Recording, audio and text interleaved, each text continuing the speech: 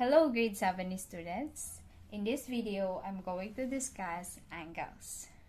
The different parts of an angle, the different types of angles, and also how to draw angles using a protractor. Let's begin. So, let's first define an angle. An angle is the result of the union of two rays with a common endpoint. So, ano ba yung rays?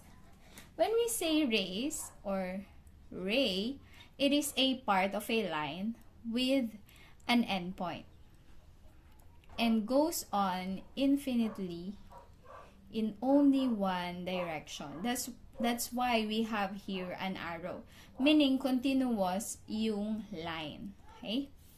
Sa isang direction lang. And it has an endpoint. So, kapag tagpo daw, okay, yung dalawang rays, magkakaroon ng common endpoint, and dun mabubuo yung angle. For example, so we have here the two rays. So, this is the ray number 1 and the ray number 2. And the common endpoint, which we call the vertex. So, this is an example of an angle. Next, let us learn how to name angles. So, we have three ways to name an angle. The first one by its vertex. It could be by the 3 points of the angle, or it could be by a letter or number written within the opening of the angle. So, I will draw here again an angle. I will name this angle as, kung ang kukunin natin yung by its vertex, for example, this is angle LUV.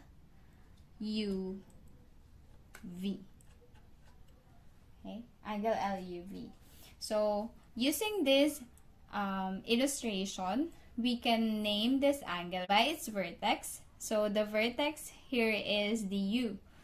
So, we can name it as angle U. Okay. For number 2, by the 3 points of the angle.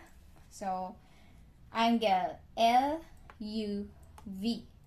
Or, pwede ring angle VUL. Ang mahalaga, kung ano yung vertex natin, siya dapat yung nasa gitna ng tatlong points. Okay? So, this could be angle LUV or angle VUL. And for the third one, by a letter or number written within the opening of the angle. So, this is the opening of the angle. So, minsan naglalagay dyan ng letters or number. So, ang lalagay ko dito ay number na lang. Number 1. So, we can call it or name it as angle 1. So, these are the ways how to name angles. Now, let's proceed to the different types of angles. The first one, we have the acute angle, which measures less than 90 degrees. So, any measurement that is less than 90 degrees, that is an acute angle. Example, we have here the 45-degree angle, the angle ABC. Okay, it measures 45 degrees, and therefore, this is an acute angle. The next one, we have the right angle, which measures exactly 90 degrees. So, example, the angle DEF is a right angle. So, yung nakikita natin dito na small box, it indicates that this is a right angle. So, kahit wala yung nakalagay na measurement na 90 degrees, okay, alam na natin na yun ay right angle. So, yung kapag perpendicular lines, yung line ED and EF, okay, they are perpendicular lines, then they formed a right angle. Okay. The third one, we have the obtuse angle, which measures greater than 90 degrees but less than 180 degrees. Example, we have the angle GHI, which is an obtuse angle because it measures 140 degrees. We also have what we call the straight angle, which measures exactly 180 degrees. Example, here we have the angle BOY, which measures 180 degrees. Therefore, this is a straight angle. So, from here, okay, sa initial side natin na OY, papunta sa terminal side natin na BO, it measures 180 degrees.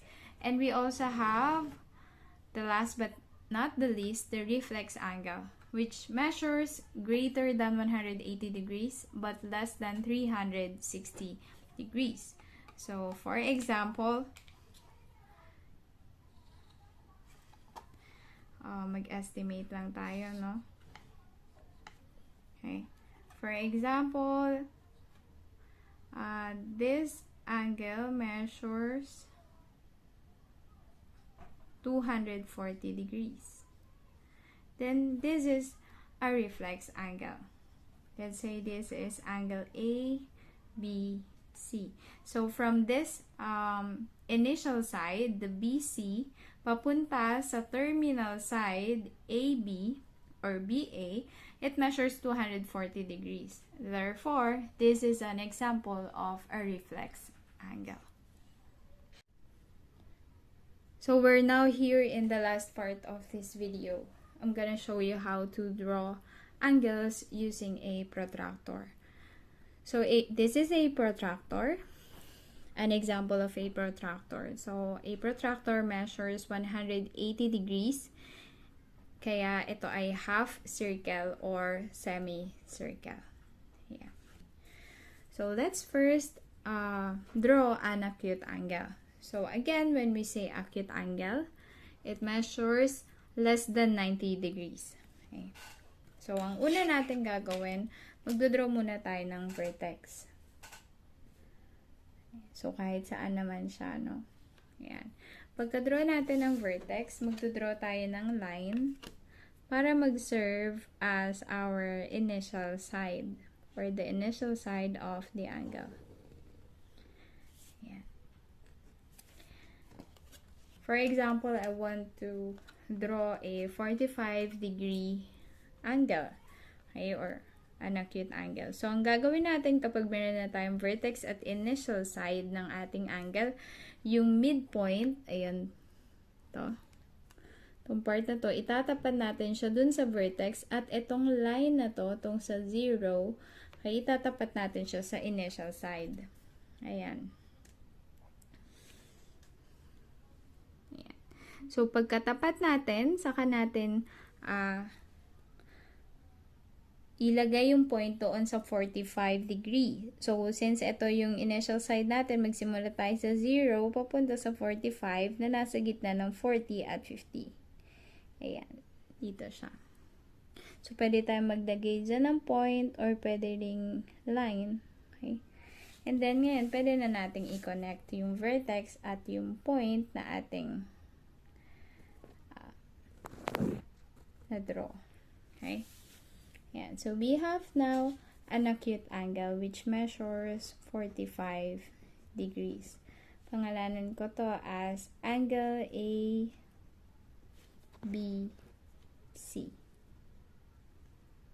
Okay. Now, for the right angle. Same procedure. Let's draw a vertex and then the initial side of the angle na pwede rin namang diagonal. Ako, sige. Yun natin, diagonal. Gusto ko diagonal yung initial side. Okay. As long as tama yung measurement, walang problema. Okay. And then, again, itapat yung vertex doon sa midpoint. Okay. Hindi pwedeng nakaganito siya.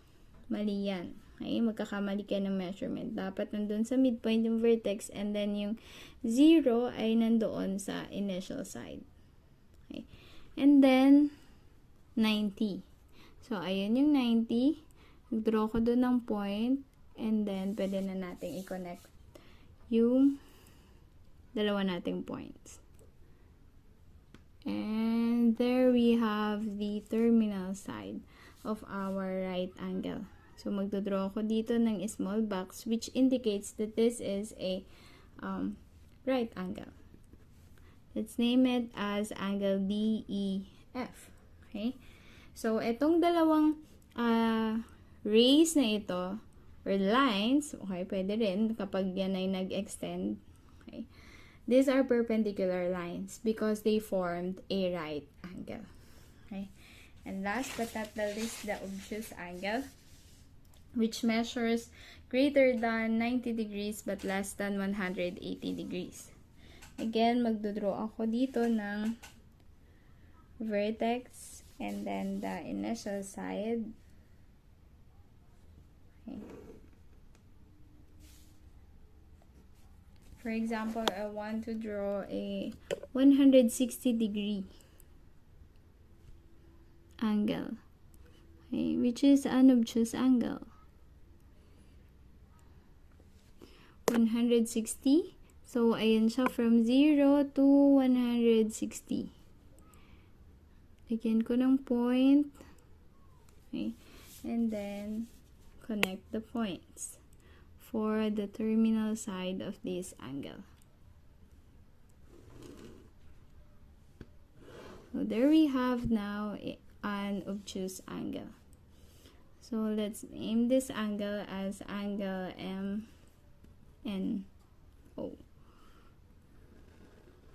which measures 160 degrees. So ganyan mag-draw ng angles using a protractor. So that's all for this video. I hope you have learned a lot. Thank you.